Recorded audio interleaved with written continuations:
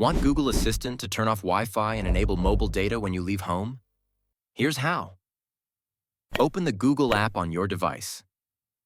Go to your profile by tapping on the icon at the top right corner.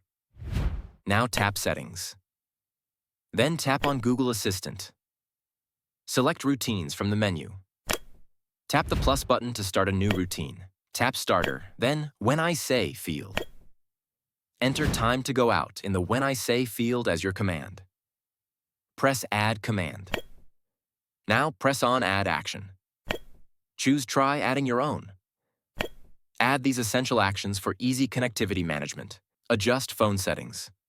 Turn off Wi-Fi. Adjust phone settings. Turn on mobile data. Save your routine to enable these automatic adjustments. Now effortlessly transition between connections. Hey Google, time to go out. Turning Wi-Fi off. Subscribe for more useful tips.